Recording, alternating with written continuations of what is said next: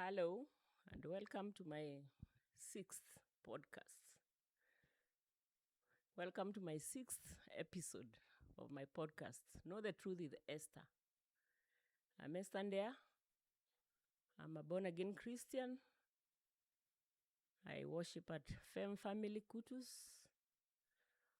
I've studied counseling psychology to the master's degree level. I'm in the Sunday school department as well as guidance and counseling. So, welcome to my latest podcast. It's still on self-awareness, and we shall proceed. So, in our last podcast, we talked about self-awareness, and we touched things about emotions and feelings.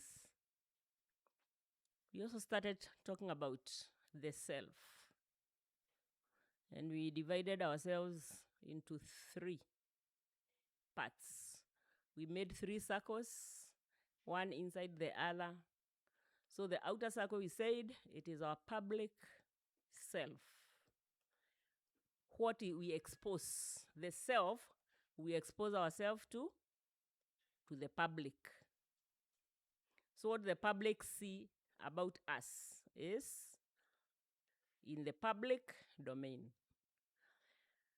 The second part is our private domain. That is what we know about ourselves, our body, and just about us. Then you have the hidden self, and that is things which are within us, but we don't see them. And all those components, physically, they make who we are. Our physical body is what others can see. What we know about ourselves, the hidden, in the private, and what we don't even see. The hidden is what we don't see. The private is what we know ourselves, but the public does not know. So,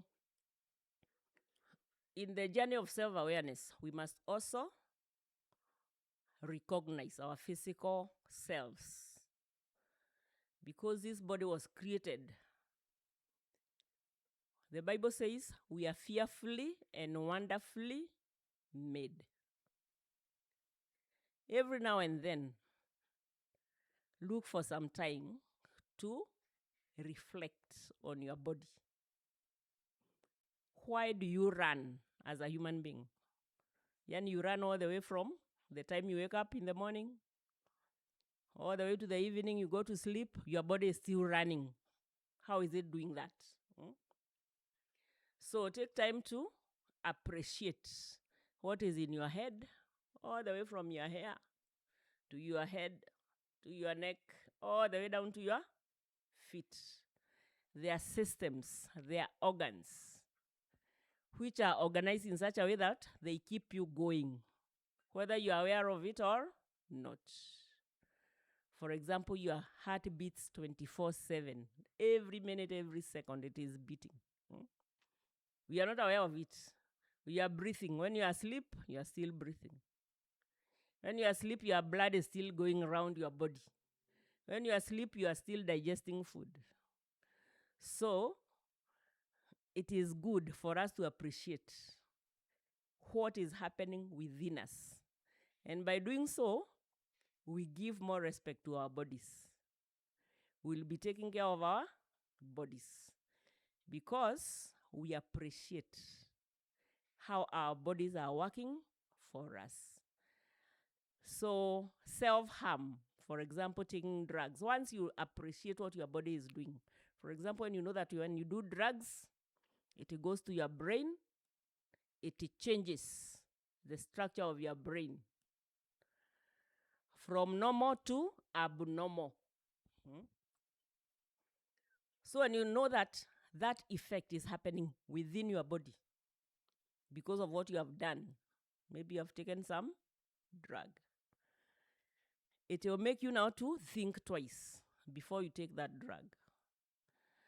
So once we appreciate our bodies, we are able to respect our bodies better, and we are able to take care of our bodies. And that is a God-given responsibility for each one of us. So let's not just ignore and assume that our bodies are just there. You take them wherever you want to take them. Take them to respectful places, because it is still a sign of self-respect. That is how our physical bodies are affecting us. Self-awareness of our physical bodies is a good thing for us. And with it, it gives us better mental health, because we are able to do and to even eat food which is not causing harm, but it is beneficial. We are able to make better choices for our physical bodies. So let us appreciate our physical selves. And we said that once now you get out of your house, you are now in the public domain. Sociologists tell us that once you get out of your house into the world, you are now an actor. You are acting, because you want to act in such a way that other people will like you or will appreciate you. So you are on a world stage.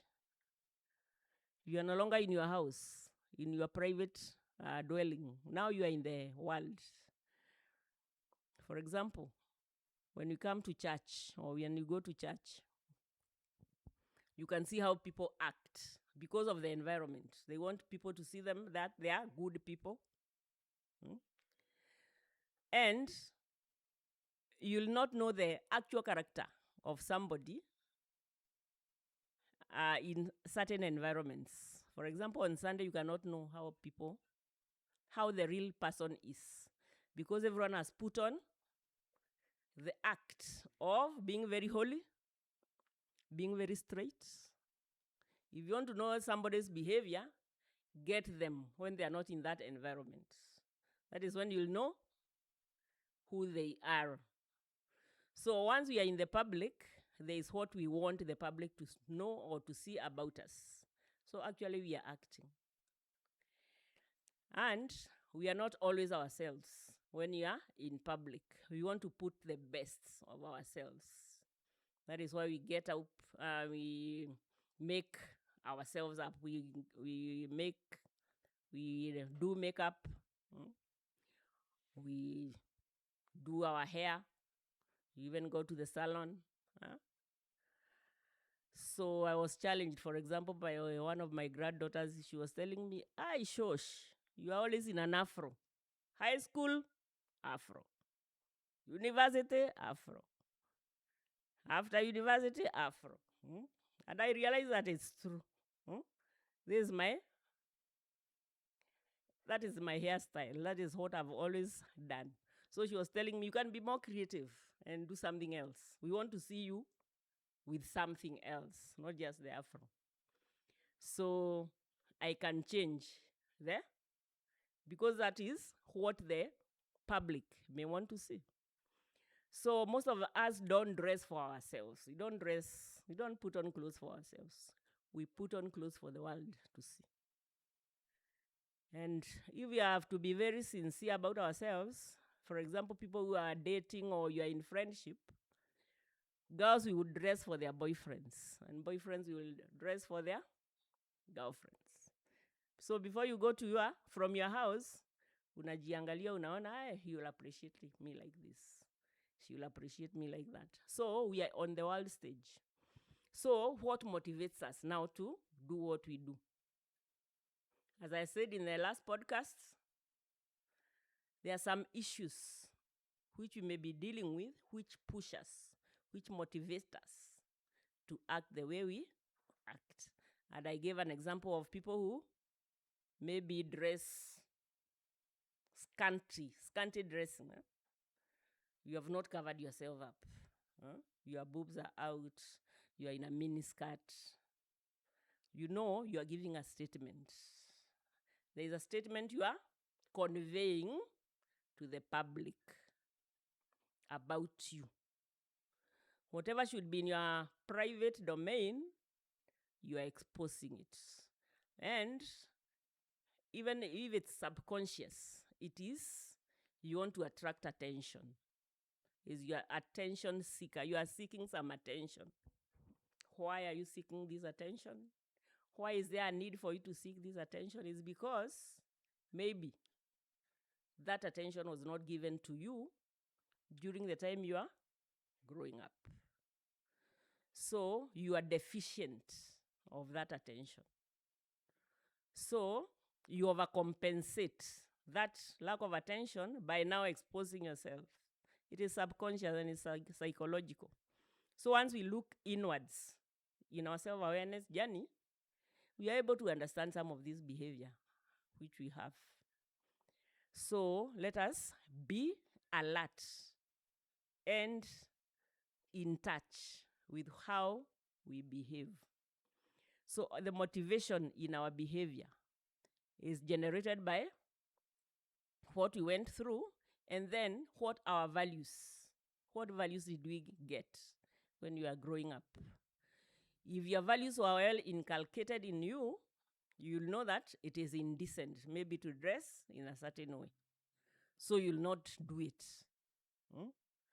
It is what Sigmund Freud said, your super ego.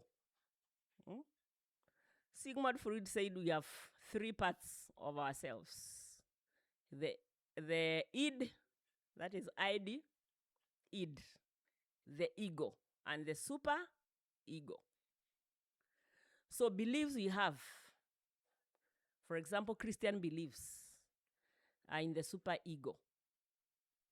And I'll explain it further.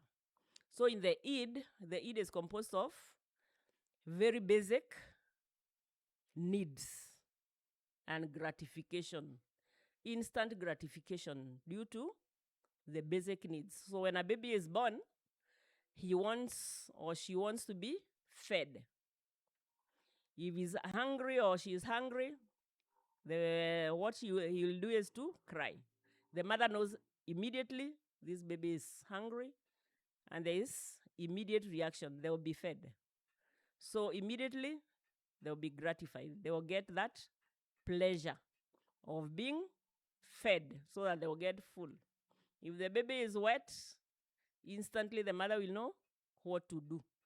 So they get instant gratification. As the baby grows up, maybe when they're about 2 or so, when they get potty training, they start to potty train, they know that I don't have to wet myself. I can wait and do it in the potty. So they can delay that gratification. They delay that gratification until the time is right. And that is why now by the time they go to school, they are able to eat for break time, to go to the loose, to go to the toilet. They are able to hold it until they go to they don't do it in class. So they have moved now from instant gratification to the next, which is the ego. The ego is the part of us which can delay gratification because of one reason or another. So the ego is our policeman, the policeman of the individual, who says, you can do this here, yes, but not here. So you can wait for break time to go to the toilet, but you cannot pee in the class. So you can delay that gratification.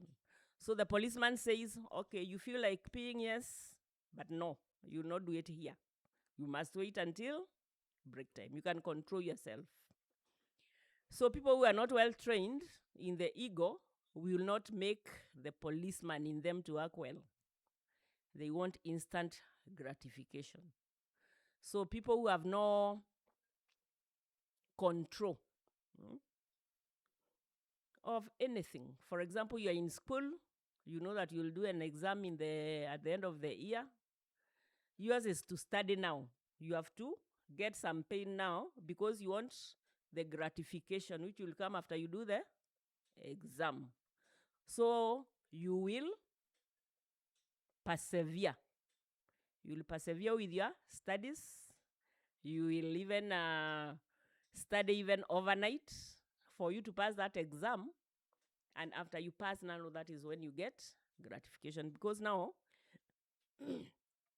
you are aiming at a higher goal, not just here and now. You don't know, just want to be gratified or to have pleasure here and now.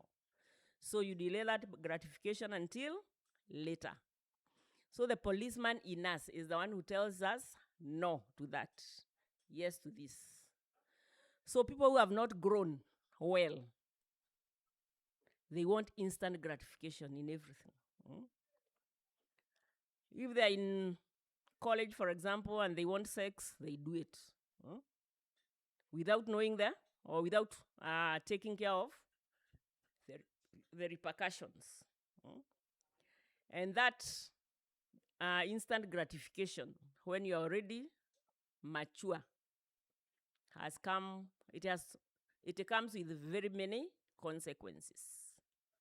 So, as adults, as we grow up, we should be able to take control of our ego and obey it. We don't have to have instant gratification here and now. It can be delayed. And that is why people achieve goals which they set for themselves. So you can have targets and you can achieve them. You can work for those targets now and achieve them later, because now you have a policeman guiding you, your ego, to make sure that you put in the input which is required for the output to get out. So ego is what makes us who we are. Then Freud still said the ego protects itself. And there are many ways in which the ego protects themselves. They don't want to hurt. The ego does not want to hurt. They want to get gratified.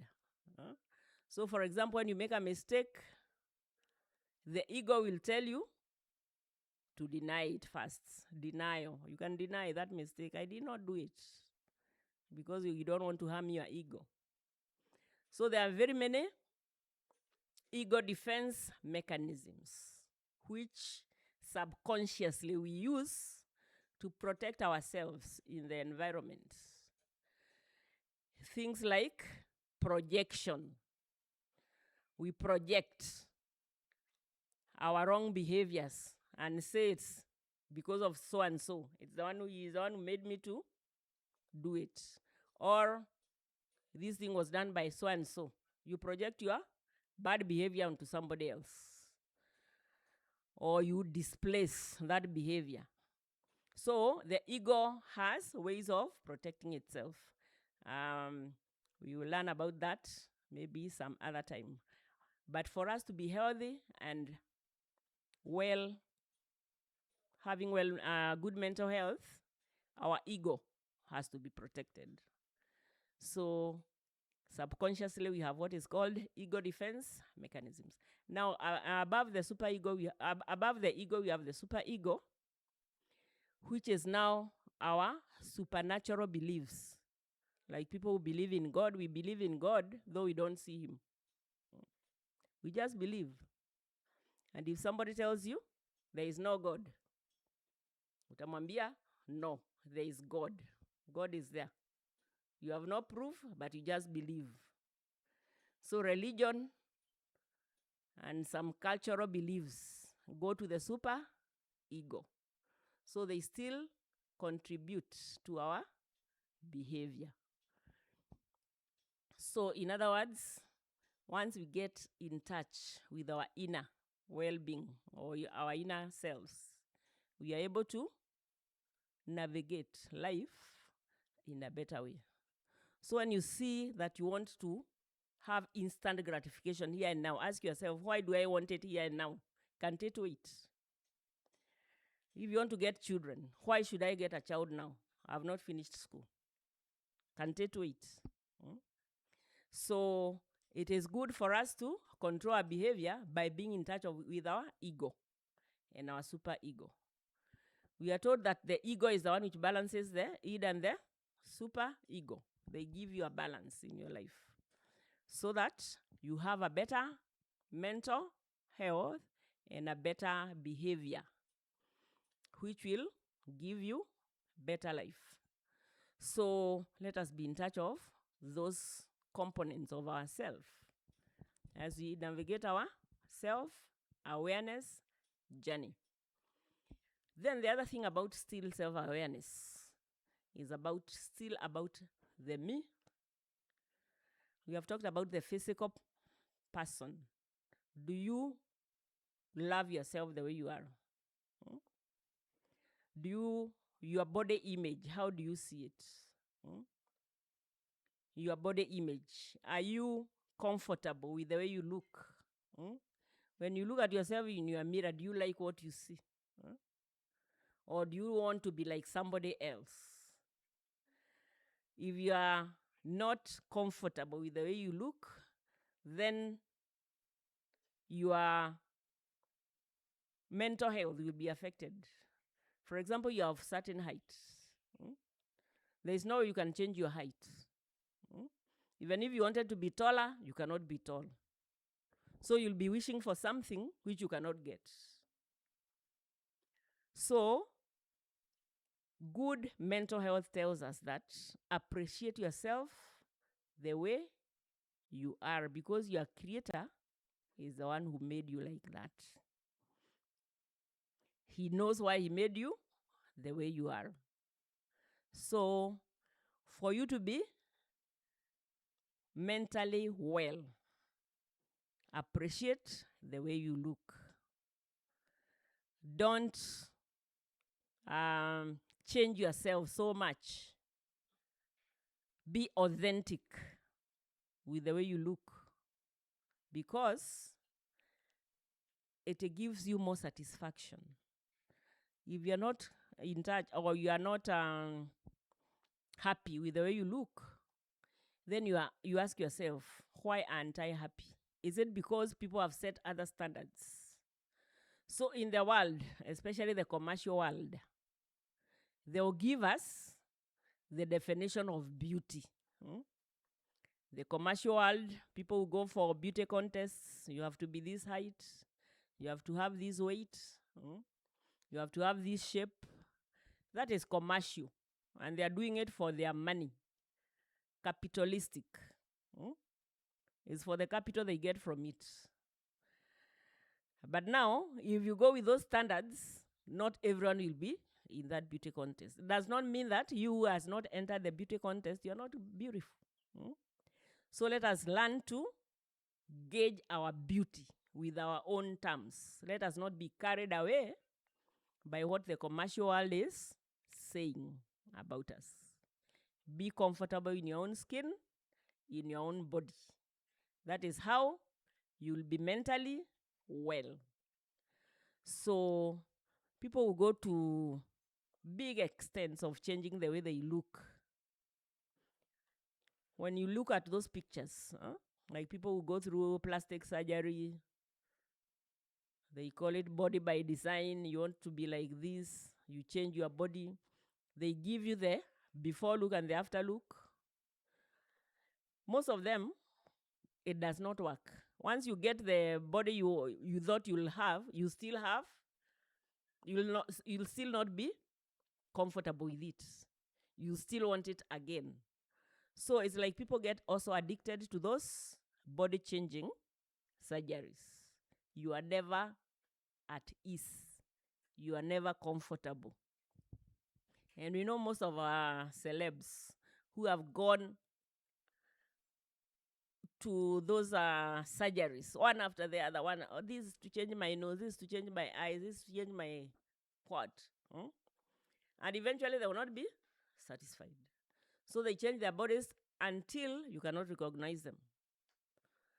So instead of them getting comfortable with their bodies, they get more and more uncomfortable with it and they dislike it.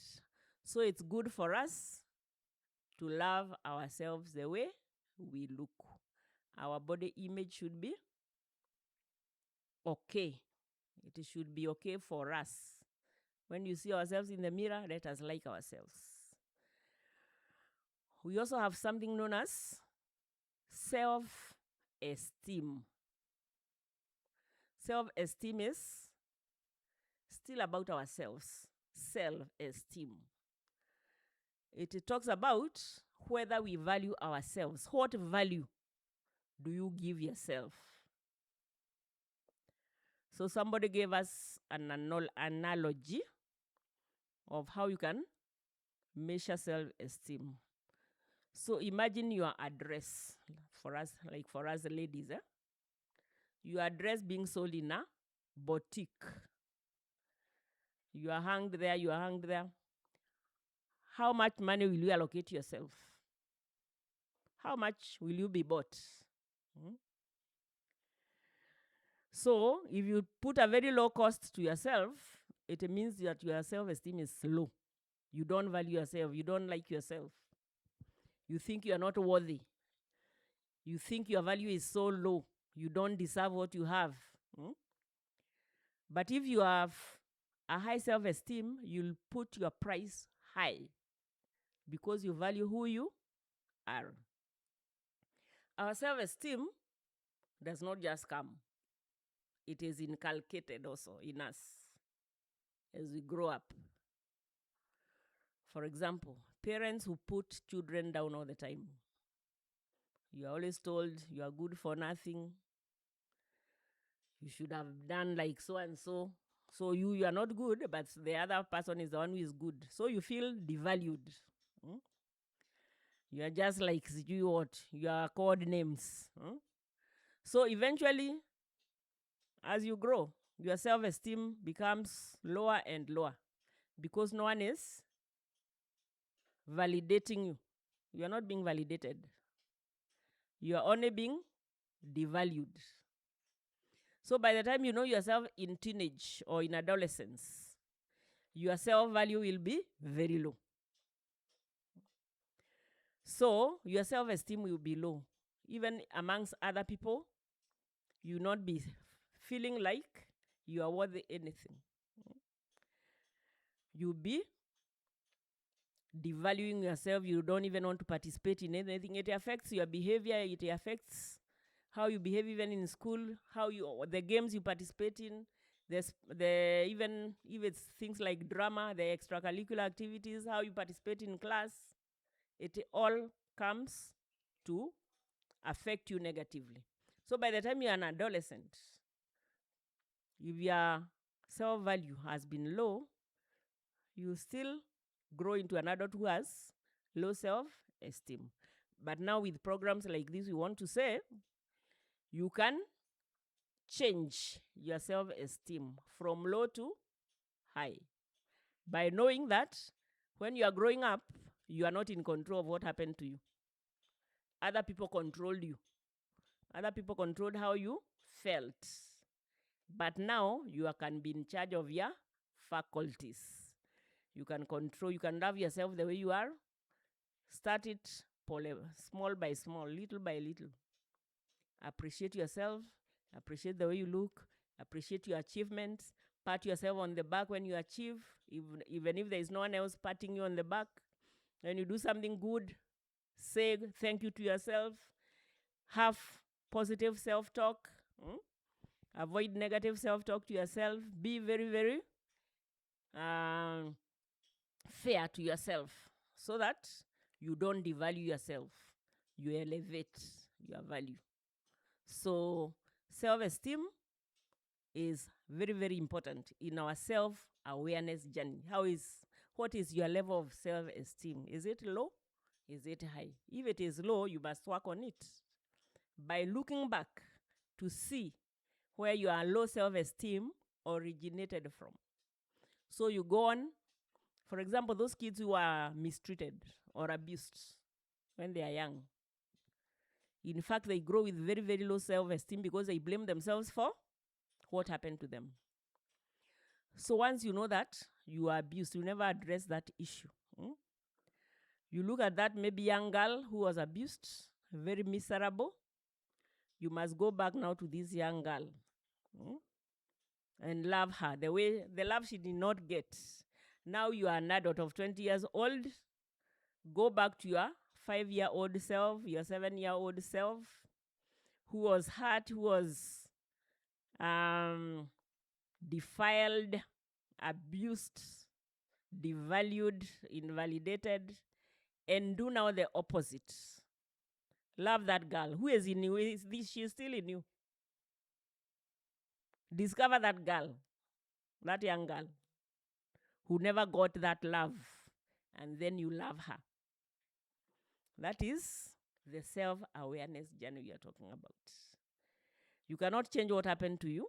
You cannot even go back and blame your parents or whoever gave you those negative things. But now when you are an adult, you can work on yourself and be able to raise your self-esteem, your self-value. Because whatever happened to you when you are young, there was no control. You could not control it. Now you can control yourself. So as you work on yourself, your self-awareness self, you have to know how to deal with people who mistreated you.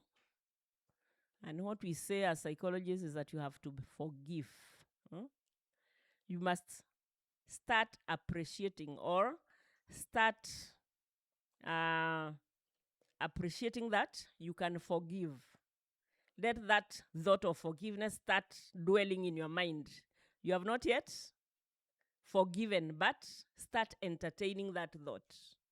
That for me to heal the people who did me wrong, I will not give them permission to continue controlling me even today.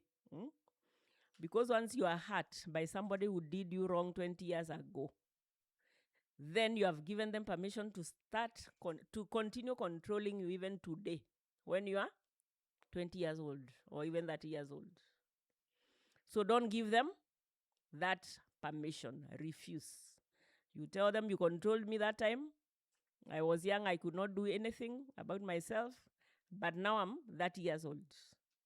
I will not allow you to continue controlling me. So you say you have stopped that hurt or whatever bad feelings you have about what you went through when you were young. And then start appreciating yourself and excusing that behavior, because allowing yourself to feel that because it was not your fault, what happened to you, you are helpless that time. But now you can do something about it. So you start appreciating yourself and doing what you could not do when you were a child. So you visit that child once again, do to her, love her, appreciate her, validate her. What she never got, give it to her. Because in each and every one of us, we still have our younger child. The young child is still within us. So let it not continue controlling us, but help us to deal with the past hurts, the past traumas which we experienced, so that we'll have good mental health and we can heal. And I'm sure God has great plans for us. So our self-esteem is very important. It will make us to go far in life. It will make us to make good decisions or better decisions than when you don't have good self-esteem.